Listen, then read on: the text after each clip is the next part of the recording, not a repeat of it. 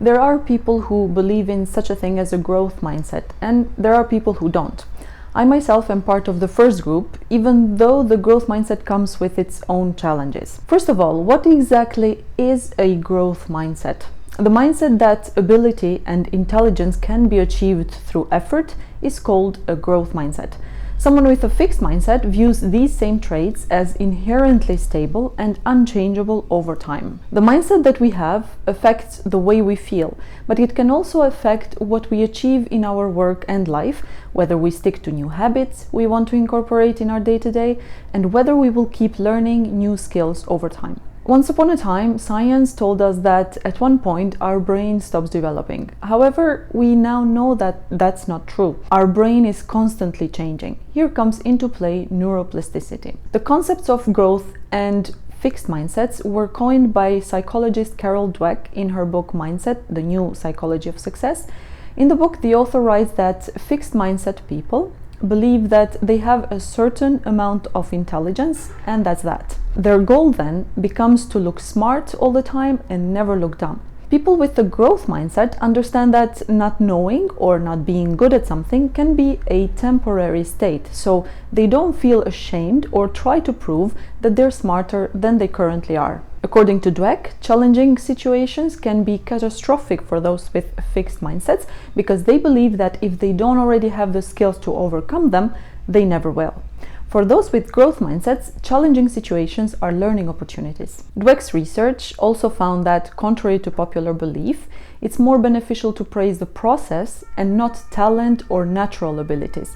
In particular, it is effort, persistence, and resilience that should be rewarded. Several studies have shown that students, upon learning about the neuroplasticity of the brain, reported greater enjoyment of the academic process, greater academic engagement, and better academic results. Researchers have used neuroimaging to understand the correlation between the growth mindset and the brain.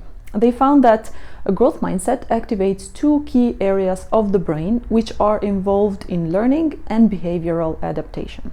They also found that growth-minded people showed an increased brain activity when told how they could improve, while fixed-minded people showed an increased brain activity when given information about their performance, which suggests that people with a growth mindset focus more on the process and on improvement than on the current result. Why is it important to have a growth mindset? 1. If we want to keep learning. A growth mindset is crucial for anyone who wants to always keep learning.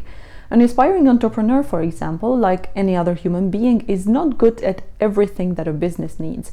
They are good at math or in IT, or they are a good manager, but they usually don't have it all. What they do have is a growth mindset.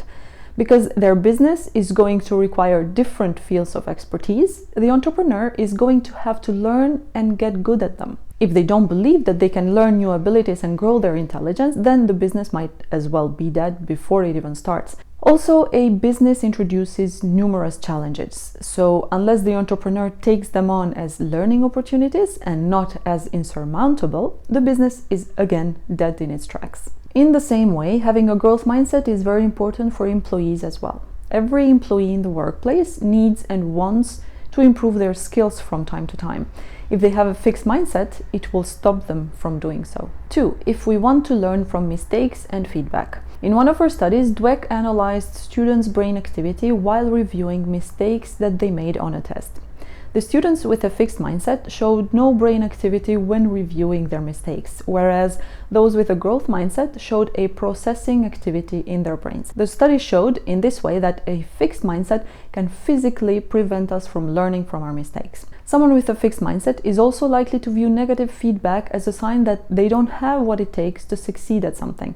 This can lead to them avoiding and rejecting feedback or giving up on something altogether. When we have a growth mindset, the negative feedback that we might receive pushes us to improve. It puts forward a weakness of ours that we might not be aware of and makes us work on it. Moreover, people with a growth mindset recognize that setbacks are inevitable when we want to learn and grow. 3. If we want to be motivated and inspired. Having a growth mindset encourages us to view mistakes and challenges as learning opportunities. It also makes us believe that those mistakes and challenges, all the effort that we put in, rewards us with mastery. Whatever the situation is, when we have a growth mindset, we are more likely to not back down, but instead remain motivated to keep working. And 4, if we want to remain humble. A growth mindset tells us that there's always more for us to learn. When we embrace lifelong learning, we recognize that there is and there will always be things that we don't know yet, but that we can keep learning. This keeps us humble in our work and in our life. Clearly, all of these advantages of the growth mindset help improve our performance at work, which could be a motivating factor in and of itself. Neuroscience has shown us that our brain continues to develop and change in adulthood by creating new neural pathways. This means that we can change our mindset and our thinking patterns too. But why is it crucial that we intervene in changing our mindset instead of, for example, read a few books on how successful people have done it, revealing how everyone can do it too? The reason is that those people whose basic mindset is fixed, even though they can read these books, take all the lessons and try to put them into practice, their fixed mindset and their belief in fixed traits is telling them that whatever that they're doing is useless. So they might try for a while and then give up after they have proven their fixed mindset right. This is why it's important that we put our efforts into changing our basic mindset. How can we start changing our mindset is by changing the basic drivers behind our mindset. 1. Start believing that it is possible for your mindset to change. Scientific research has shown that our brain keeps changing in our adult years. There are many studies and books on neuroscience and neuroplasticity more in particular that we can refer to convince ourselves of this. One book that I have read recently and that I highly recommend is Mindsight by Dr. Daniel Siegel. The book introduces the brain through the author's hand model of the brain, which is then used to show how we can make positive changes in our brain, in our mind, and in our life. 2. Notice your triggers. Different people with a fixed mindset might have different triggers, or someone has one trigger that is more powerful than others, while someone else has another. For some, it could be new challenges. For someone else, it could be the success of someone in their close circle. Realizing what our triggers are, or what our most powerful trigger is, we can start paying more attention to it in order to change it. 3. Be open to challenges and reward the effort. If we have a fixed mindset, we tend to reject challenges, feedback, and anything that is outside our comfort zone. To start to change our mindset from fixed to a growth one, we should little by little leave our comfort zone. Take on a new, small challenge to begin with. Accept and maybe even ask for feedback. By doing this on a regular basis, slowly we should be able to see the result in our mindset. We could see our self-talk starting to improve. After some time, we might notice our willingness to take on new, more challenging tasks increases. All the while, we should include rewards in the process, and we reward our effort and not our result. 4. Change your language. The way we talk to and with ourselves is more important than we think. The beauty and at the same time the danger of self-talk is that we start to believe it, whatever the shape that it takes. Suppose we take on a new project and we start by telling ourselves, I am not smart enough for this. Then the project starts and we're working with our colleagues and we tell ourselves again, everyone here is so smart, I am not smart, what am I doing here? Once we've repeated the same statement several more times, what happens is we start to really believe it to be true. Now imagine the same scenario, but our self-talk now consists of statements like, I don't know how to do this yet. Our brain, in this case, will start actively looking for ways to solve the problem at hand, and it will not give up without even trying. When we tell ourselves this, after some time, we can look back over challenging moments during the project and see that every single time we have learned how to solve the problems. Some problems we might have solved easily after, some others might have taken a little more effort, and maybe others needed the longer experience of a colleague. The thing is, by using this positive language with ourselves, we have learned. This makes it possible for us to get better, whereas negative self-talk keeps us unchanged and stuck. 5. Open your arms to failure. Dweck writes in her book that in the growth mindset, failure can be a painful experience, but it doesn't define you. It's a problem to be faced, dealt with, and learned from. Sometimes what we need to work on is convincing ourselves that other people who have succeeded have gone through failure after failure. Their success is an ultimate result.